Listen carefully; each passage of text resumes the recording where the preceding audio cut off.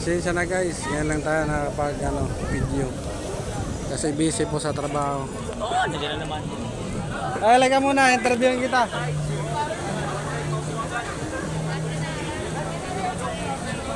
Yan guys, sobrang daming tao.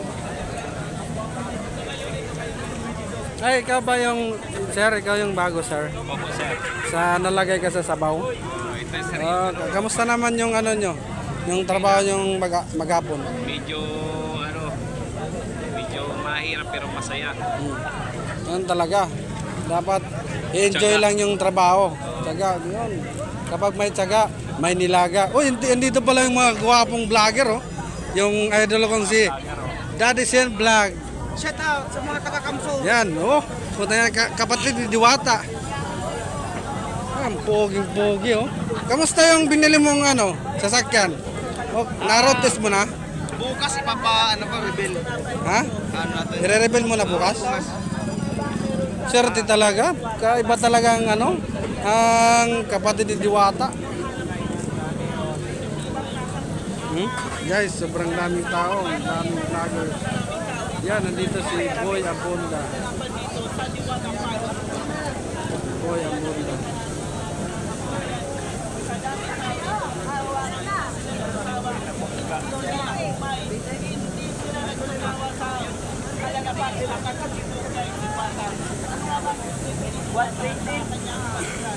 Ito nga pala yung yan, kanang kamay ni Diwata. Yan. Hi guys! Nandito kami ngayon Diwata guys! Ito po yung mabait at magandang kanang kamay ni Diwata.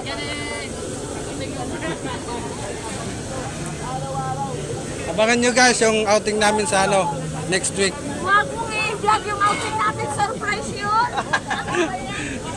Magbe-birthday kasi yung kanang kami Diwata guys, kaya abang-abang tayo.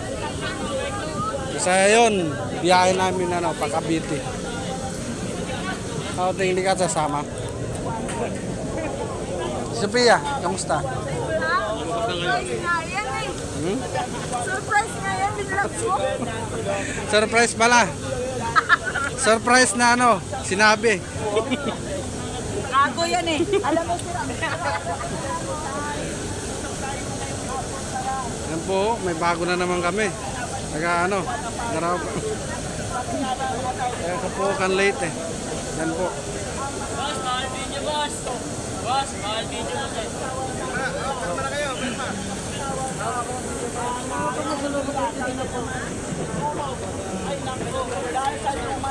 Sir, aka Boy Abunda.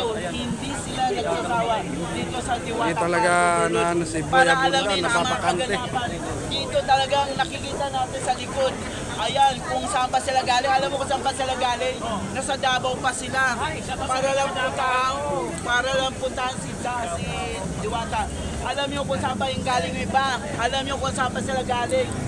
Galing sa Palawan, sa Coron, at sa Baguio, at sa Cebu. Ay grabe. I like it, I love it. Mindanao!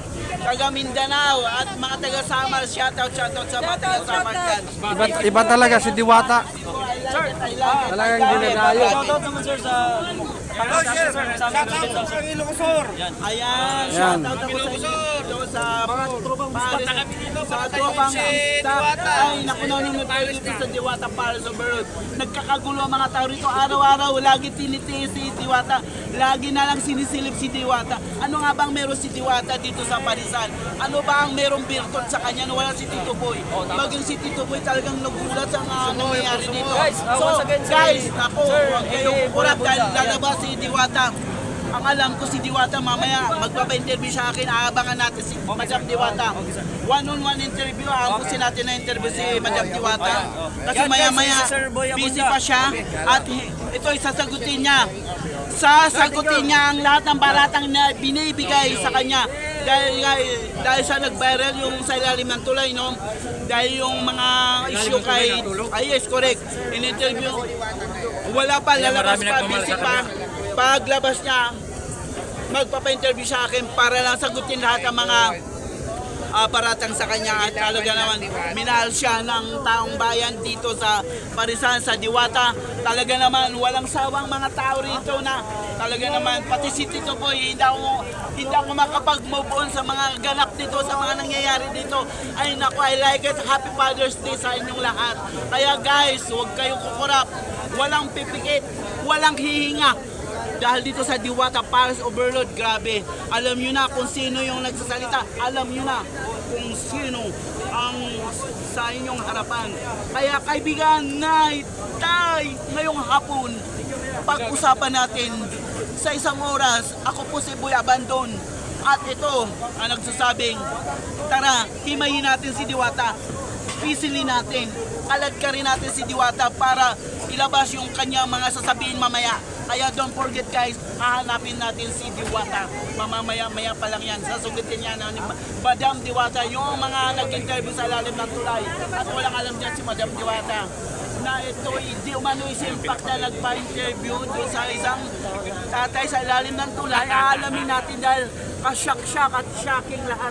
Breaking news siya.